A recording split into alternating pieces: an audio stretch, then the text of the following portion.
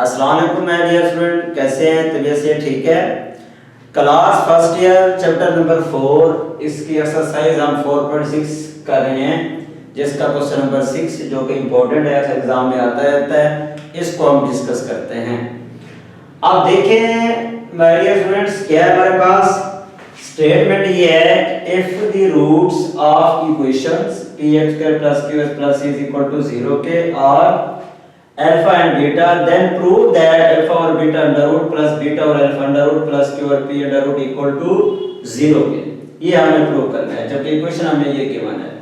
जो हमें गिवन है इक्वेशन, उसके रूट जो है हमारे पास क्या है? अल्फा बीटा है। जो इक्वेशन हमें गिवन है उसके रूट जो है हमारे पास अल्फा बीटा है। तो इसको हम लिख सकते हैं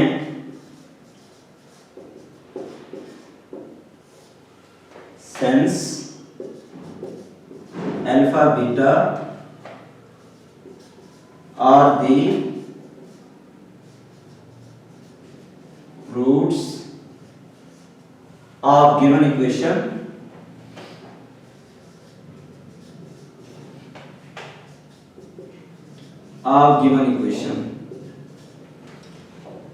since alpha beta क्या है? रूट्स हैं ऑफ गिवन इक्वेशन के, और गिवन इक्वेशन हमारे पास क्या है? px² + qx + c = 0। ये इक्वेशन हमें गिवन है। अब इस इक्वेशन का हम सम ऑफ रूट्स लेते हैं, इसी इक्वेशन का प्रोडक्ट ऑफ रूट्स लेते हैं।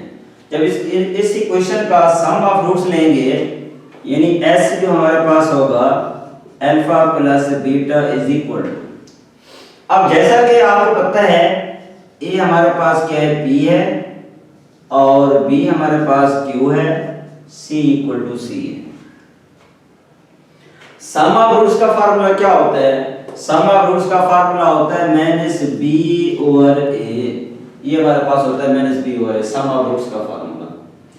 अब b हमारे पास क्या है? q है, तो आप लिख देंगे -q, और a हमारे पास क्या है? p है, तो ये हमारे पास आ जाएगा sum of roots alpha + beta = -q और p के। प्रोडक्ट ऑफ रूट्स फाइंड करेंगे। प्रोडक्ट ऑफ रूट्स क्या है? अल्फा बीटा = c और a। c और a के c हमारे पास c है, और a क्या है? p है, और c की वैल्यू जो हमारे पास है px² + qx + c = 0 के। अब c की वैल्यू हमारे पास क्या है? c है, लेकिन हमारे पास जो वैल्यू है सॉरी, ये जो c है ना, यहाँ पे क्या है? हमारे पास q है, ये q है, तो लिहाजा c जो है हमारे पास क्या होगा? वो q होगा, ये हमारे पास q होगा। अब इसमें हमारे पास क्या है? c की वैल्यू क्या है डियर स्टूडेंट्स? ये हमारे पास है q। अब c = q। अब c की जगह पे हम वैल्यू लिखेंगे q, और a की जगह पे p, तो हमारे पास क्या आ जाएगा? q और p। ये हमारे पास है। सम ऑफ रूट जो है वो -b/a है, तो उसकी वैल्यू हमारे पास -q और p आ गई।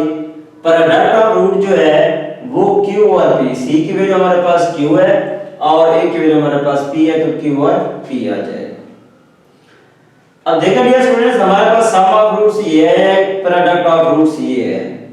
अब जो हमने प्रूव करना है उसमें अंडर रूट है, तो इसका मतलब है इन दोनों वैल्यूज में से हमें किसी एक का अंडर रूट लेना पड़ेगा, या p का या q का।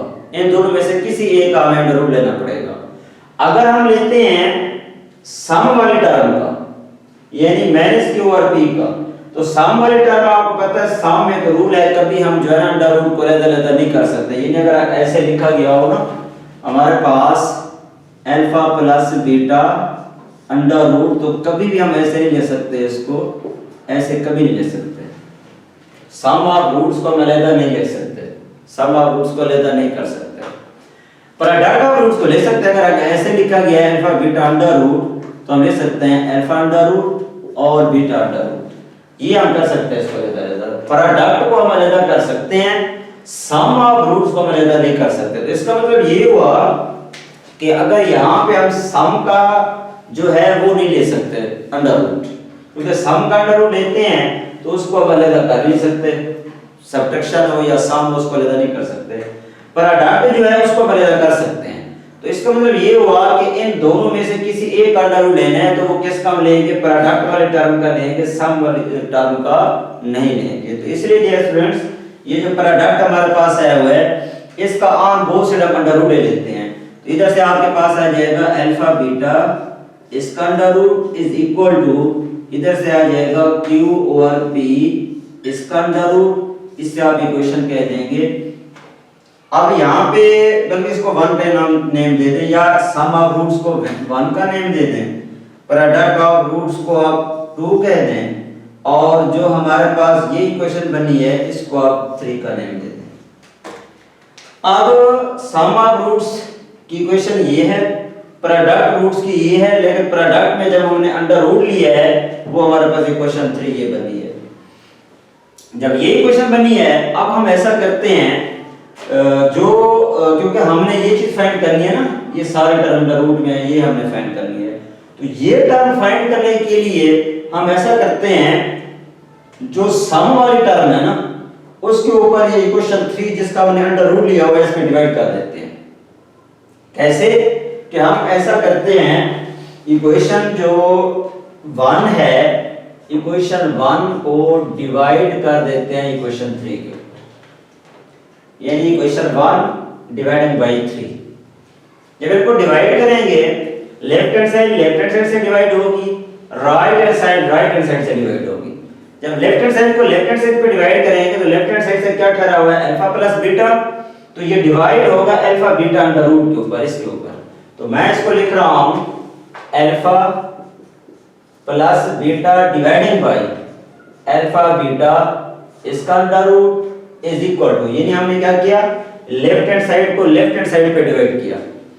अब आते हैं राइट हिस्से पे। राइट हिस्सा हमारे पास क्या है इक्वेशन नंबर 1 में माइनस q ओवर p, तो इसको आप लिखेंगे minus q over p divided by, तो इधर से क्या है q over p under root, इसको आप लिख देंगे q ओवर p और इसका अंडर रूट, ये आपके पास आ जाएगा q ओवर p और इसका अंडर रूट।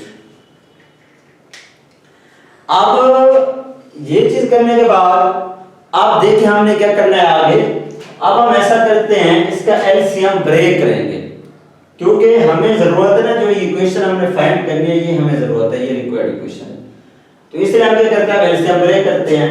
एलसीएम ब्रेक करेंगे अल्फा के नीचे alpha beta under root plus beta के नीचे अल्फा बीटा अंडर रूट, यानी एलसीएम हम ब्रेक कर देंगे। जब एलसीएम ब्रेक करेंगे तो हमारे पास क्या आ जाएगा alpha over alpha beta under root plus beta over alpha beta under root is equal to, अगर हमने एलसीएम ब्रेक कर दिया अल्फा के नीचे alpha beta under root plus beta के नीचे अल्फा बीटा अंडर रूट। अब ये जो टर्म फैली हुई है ये आपके पास माइनस q ओवर p और q over p under root आप पढ़े हैं, जैसा कि मैंने बताया था रिजल्ट हमने पढ़ा हुआ है 2 ओवर 2 अंडर रूट, तो इसका रिजल्ट क्या होता है 2 अंडर रूट। वो कैसे होता है मैंने बताया हुआ है, इसको ले सकते हैं 2 को 2 under root multiply 2 under root, 2 under root 2 under root से कैसे हो जाएगा हमारे पास 2 अंडर रूट आ जाएगा। अब इसी पूरे हिस्से को मैं लिख रहा हूं माइनस q ओवर p और इसका अंडर रूट, ये हमारे पास आ जाएगा माइनस q ओवर p और उसका अंडर रूट। एलसीएम ब्रेक करते हैं, जब इसका एलसीएम हम ब्रेक करेंगे, अब एलसीएम हमने ब्रेक कर लिया है। अब देखिए अल्फा और अल्फा बीटा, मैं इसको मजीद ऐसे लिख सकता हूं alpha dividing by alpha under root और बीटा अंडर रूट प्लस इसको मैं ऐसे लिख सकता हूं beta over alpha under root beta under root minus q over p और इसका अंडर रूट, ये हमारे पास आ जाएगा। अब जैसा कि मैंने अभी बताया था 2 और 2 अंडर रूट है, तो इसका रिजल्ट क्या होता है 2 अंडर रूट, तो यहां भी ऐसे होगा अल्फा और अल्फा अंडर रूट है, तो इसका मतलब है ऊपर अल्फा अंडर रूट आ जाएगा। बीटा और बीटा अंडर रूट है, तो ये बीटा अंडर रूट आ जाएगा इस रिजल्ट के मुताबिक। तो मैं इसको लिख रहा हूं, तो हमारे पास आ गया alpha under root divided by beta under root plus beta under root divided by alpha under root is equal to minus Q over P और इसका अंडर रूट, ये हमारे पास आ जाएगा। जब ऐसे लिखेंगे तो हम इसको सारे अंडर रूट में लिख सकते हैं एक अंडर रूट में। तो मैं डिफरेंस को लिख रहा हूं अल्फा ओवर बीटा इसका under root plus beta over alpha इसका अंडर रूट। इसको इधर ले आए माइनस का है, जब इक्वल के इस साइड पे ले आओगे तो ये हमारे पास आ जाएगा q ओवर p इसका अंडर रूट इक्वल टू 0। यही डियर फ्रेंड हमने प्रूव करना था और यही हमारे पास क्या आ गया, प्रूव आ गया, रिजल्ट आ गया। अब हमने क्या किया, हमें इक्वेशन गिवन थी, ये चीज हमने प्रूव करनी थी, ये जो स्क्वायर रूट में टर्म थी ये सारी ये हमने प्रूव करनी थी।